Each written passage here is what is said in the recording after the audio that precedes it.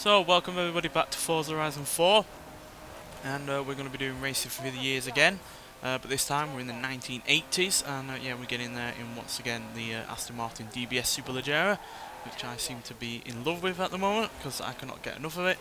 But yeah, nonetheless, we're going to be in some 80s vehicles. Let's see what we're going to be choosing from. And once again, we're not getting a car that we've not had before, but that's alright.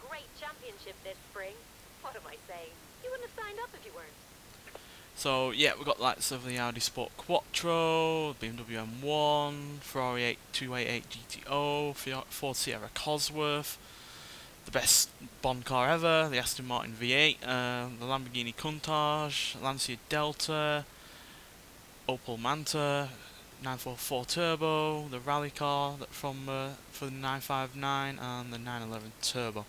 Because we've rarely used such a thing, we're going to go for the Ford Sierra Cosworth. And yeah, cracking vehicle really. It doesn't weigh all that much, and it has 224 horsepower from a 2-litre turbocharged engine, and it's rear-wheel drive, and it was really good at the time for a touring car, I think it was.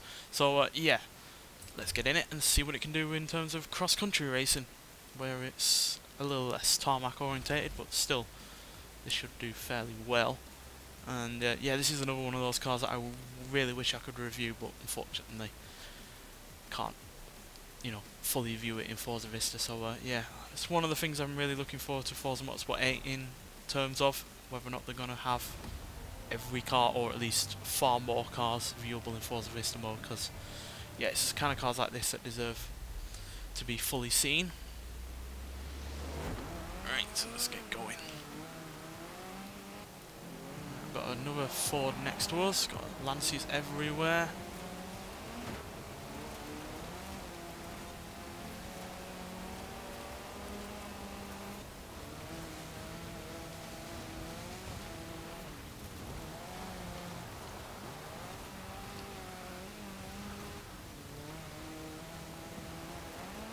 Well, we're dealing with the rust off okay-ish. Back-ended rebound there, unfortunately.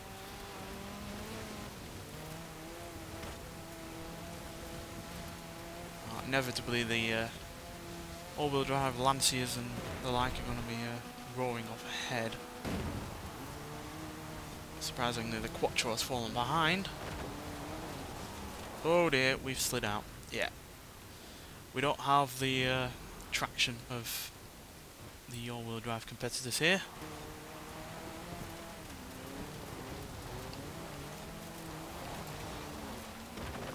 And even though I do really like this car, it's not one I often drive even in my own time. So I'm not wholly used to it.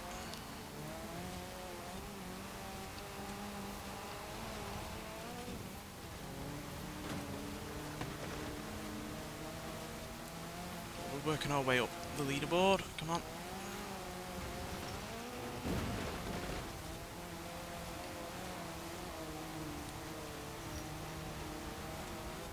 That BMW does have more power than me, but it also has more weight. So hopefully that will work in our favour.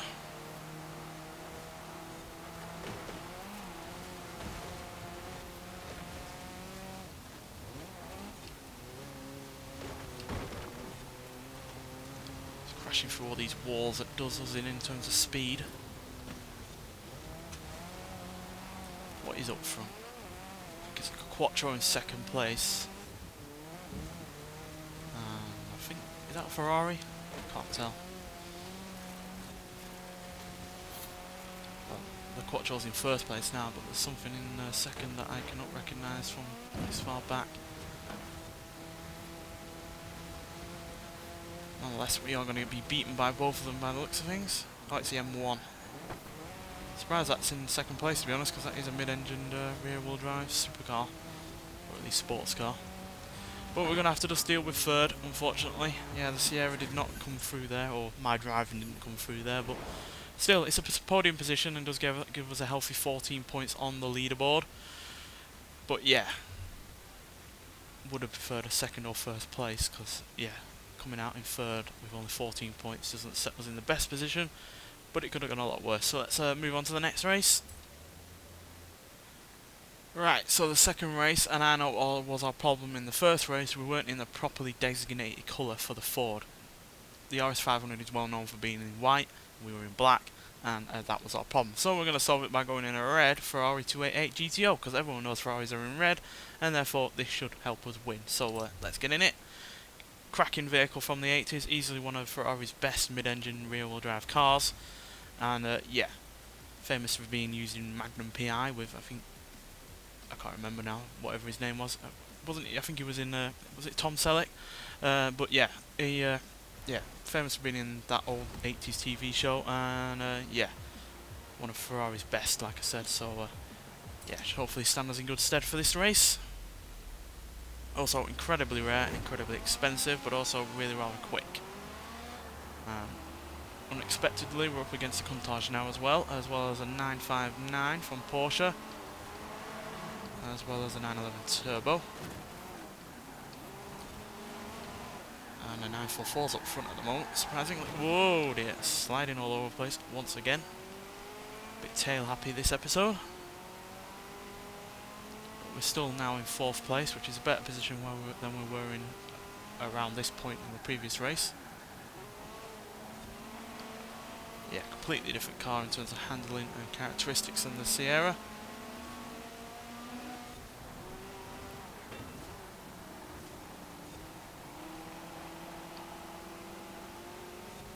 Yeah, got a cracking sounding V8 in this. Eat my dust, Porsche. Your measly 250 odd horsepower cannot deal with my more than 300.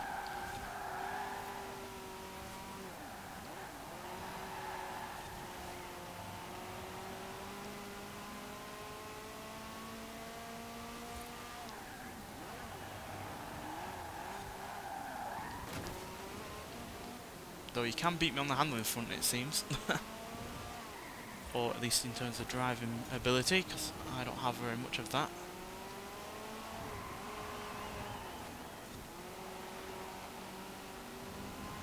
I do have the power.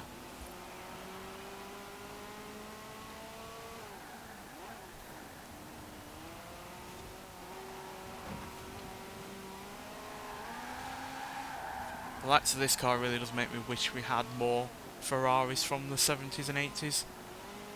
Because we really don't have all that many outside of, you know, the F40 and the Daytona in the 70s. Yeah, we're really lacking in normal road-going Ferraris in the 70s in particular. So, yeah, really wish we did have more from Ferrari. It's a case with a lot of Italian manufacturers that we don't have a lot from in the 70s and 80s. We have none from Maserati from the 70s and 80s. Very few from Lamborghini in the 70s and 80s, even across different Forza Motorsport games, because we have the Jalpa in Forza Motorsport 7, but then we have the other one, the one that is one of my favourites that I can't remember for the life of me now, but that was recently released in one of the in the car pass in this game from the 70s. And obviously we have the Countach and the LM002 from Lamborghini, but there's a whole host of other vehicles from Lamborghini from the 70s, for instance, like the Huracan, and then even going back to the 60s from Lamborghini. So, yeah, Italian manufacturers outside of racing vehicles really are wanting, really.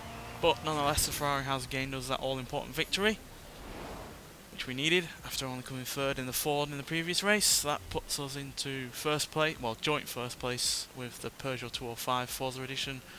The 944 is only 2 points behind, but the Lancia Delta and the Porsche 959 and the 911 Turbo are 14 points behind. But if we came behind them substantially enough, they would take over us. So yeah, have to be careful, but yeah, we're still now in a better position than we were before. So let's move on to the final race for this episode. Alright, for this third and final race, I know we could go for something a bit more sensible than a sports car or, you know, a hot hatch, but in all honesty, I want to go for the Aston Martin V8 Vantage, V8 from James Bond, really. It's got a huge amount of power, 432 horsepower and 395 pounds-feet of torque, which not even the Ferrari can live with. But obviously it does weigh a hell of a lot, but I think that firepower will give us an advantage. And yeah, I just want to go for it really because I enjoy driving it a lot, and it sounds incredible with that V8 engine. Completely different sounding V8 engine to the Ferrari, but incredible nonetheless. And yeah, like I said, it's easily one of my favourite, if not my actual favourite Aston James Bond car overall. And happy to say that it is actually returning to the James Bond series. Apparently, I've only heard rumours, but apparently returning to the James Bond series in the new Bond film that's called No Time to Die. So yeah, looking forward to seeing that. Hopefully we get to see the weapons come back as well, with the skis and the rocket thruster at the back. But yeah, let's see what we're going to be doing. Now, we're probably the worst handling vehicle here, but, oh well, outside of my fellow Aston Martin pal here. But we easily have the most power outside of maybe a Lamborghini Countach if there is one. It's the only other more powerful vehicle on this event than me. But I don't think there is one, to be honest, so we have all of the power. Unfortunately, we can't use the gadgets on these guys, get them out of the way, but that'd probably be a bit unfair on their part. There's the Sierra going behind me in the correct colour that I didn't choose last time, which is why I lost. And now we're alongside an M1, which doesn't have the same power as me, but is lighter and obviously better in terms of handling. But I feel my weight here is helping give us enough traction on this dirt. So if you're not going to have all-wheel drive, you may as well have weight pushing down on those tyres. Cruise past the M944 again. And another good thing that weight gives you is pushability through any debris, which was a problem with the Sierra.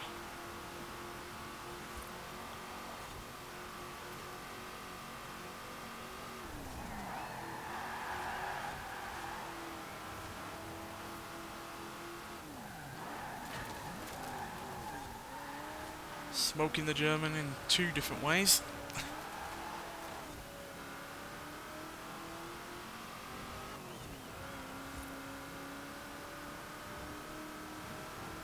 Really do like this car though. I mean, to find a more powerful vehicle, or a V8 even, than this, you'd have to go to the likes of a Ferrari F40.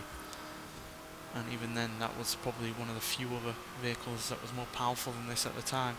There was the F40, the Countach, and I'm struggling to think of another one. I'm sure there was, but the fact that I am struggling just says it all, really. Not even the Americans could have a more powerful engine than this at the time, so yeah. Really was the Super GT of its time. Though obviously all that power does come at the cost of handling. Oh dear, don't lose it in the final bit. Yeah, you're not going to be able to deal with me here. It's pretty much a straight, and I have more power.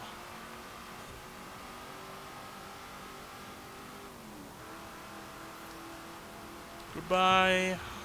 Two Germans in behind. M1 there, skipping over the tracks. Yay, finish on a victory. With the 944 behind, the M1 behind that, and then the Ford, and then two Quattros. Unfortunately, my fellow Aston Martin could only come in, well, two fellow Aston Martins could only come in the last 4 places, but I more than helped out with that. And yeah, that gives us 54 points overall, 4 points ahead of the 944 and 10 points ahead of the Ford. So yeah, might not have done all that well in the Ford in the first race, but we did fairly well in the last 2. And had real fun as well, because I really do like that Ferrari. And yeah, this Aston Martin is superb in every way as well. So yeah, there we go. Hope you've enjoyed this episode, and I hope you enjoyed playing this event yourself. Tell me in the comment what vehicles you used, if you used different vehicles or if you just used one. Either way, tell me what you've used. And yeah, thanks for watching, and I'll see you in the next one. Bye.